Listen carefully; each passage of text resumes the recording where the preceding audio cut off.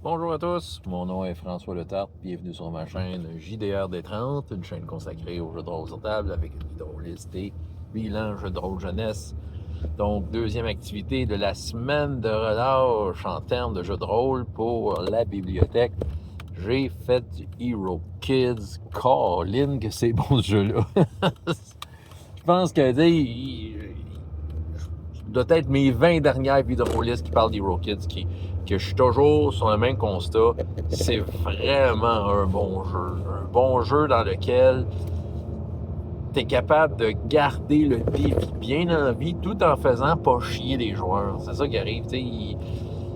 Puis les joueurs sont bons, les jeunes, tu sais, ils sont calculateurs, tout ça, ils voient les défis, un peu de quelle façon c'est étalonné, puis ils font des bonnes stratégies. Écoute, puis moi, c'est ça, j'ai toujours de quoi, tu sais, qui va rendre l'aventure intéressante. Je peux toujours arriver avec de quoi de spontané et jamais me sentir bloqué avec ce jeu-là en termes de mécanique de jeu. Il y a toujours de quoi que tu peux faire pour garder l'intérêt.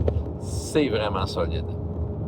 2 tables, l'aventure de mon cru, des mineurs enfermés dans une mine, il y a un volcan qui se réveille, c'est à cause qu'il y a des petits diablotins qui ont décidé de capturer un dragon puis de le niaiser. Fait que là, ça a comme stimulé le volcan. Tu sais, il y a comme plein d'affaires pas trop logiques ensemble, mais c'était juste drôle de les mettre ensemble.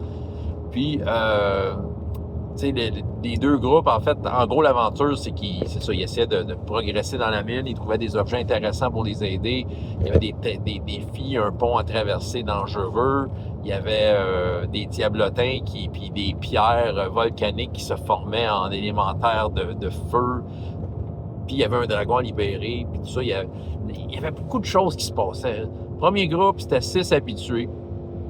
Va dire, ça y allait à fond. Là. J'avoue qu'avec eux autres, je suis quasiment vidé. Là. Mais, déjà, le premier groupe, j'étais quasiment vidé.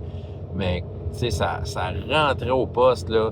Les stratégies, connaissent le jeu, ils étaient stratèges, je sais qu'est-ce que les autres faisaient. Il y avait des bonnes idées, tout ça. C'est sûr qu'il y avait des idées un peu de niveau Minecraft. Là. Je prends ma pelle et je me creuse un trou immédiatement. Là. Puis, ouais, je retiens pas, je veux dire, je reste logique. C'est ça qui arrive. Tu sais, des fois, les enfants, oui, tu sais, faut en laisser du lousse, il faut laisser libre cours à leur imagination. Puis, je suis bien d'accord avec ça. Mais reste qu'il y a quand même un semblant de logique. Moi, je veux déjà qu'ils se mettent, en tout cas avec moi, en mode, ben écoute, il va falloir que tu réfléchisses à ton affaire parce que ce que tu essaies de faire, ça se fait pas dans les délais que tu souhaites.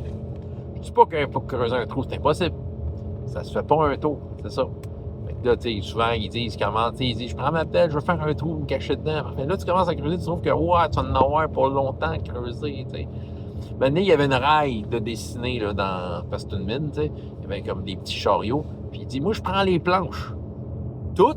Oui, oui, je prends toutes les planches. Il dit, OK, as-tu vraiment un après-midi devant toi pour défaire toutes les planches? Puis là, j'ai posé la question. Je suis kid, il y a peut-être 6 ans. Il dit, t'es mets où les planches?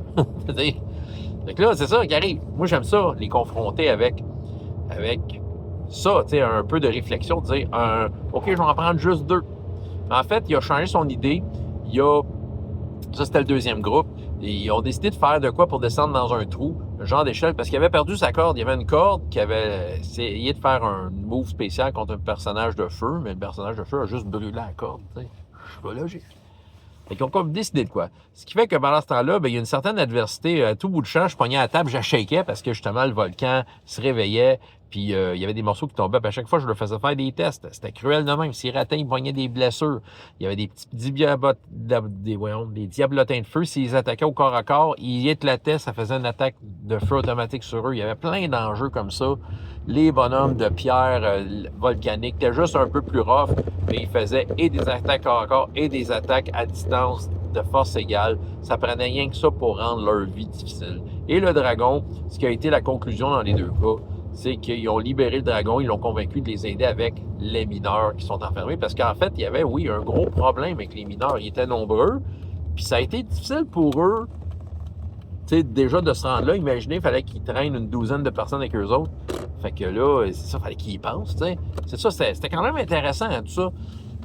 Moi, j'ai eu bien du plaisir. Il y avait aussi un enjeu de lave qui s'écoulait. Tu sais, il y avait de la lave qui s'approchait. Puis, c'est ça. Puis, je roulais au hasard le nombre de jetons de lave qui progressaient. Il y avait un petit comme rivière, un petit peu d'eau de dessinée sur la map. Fait que dans le fond, ça comptait, puis ça me prenait 2 jetons de lave pour progresser là-dedans. C'était juste un petit danger qui n'a pas eu d'impact dans aucune des 2 games, mais qui était là. Ça aurait pu être nuisible. Puis aussi, il y avait un coffre à côté du dragon. Mais le coffre, en fait, c'était un coffre dans lequel tu ouvrais le coffre, puis il y avait de la lave qui sortait. Fait que c'était un piège.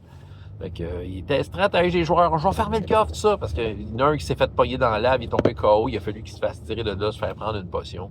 C'est ça. Le premier groupe, comme je disais, les 6 habitués, il y en a un qui, il a comme compris une stratégie assez importante à Hero Kids, c'est le fait d'avoir un guérisseur dans le groupe. OK, le guérisseur, il dit, lui-même, il l'a dit, ouais, il est cheaté, mais c'est ça. En fait, c'est un prêtre.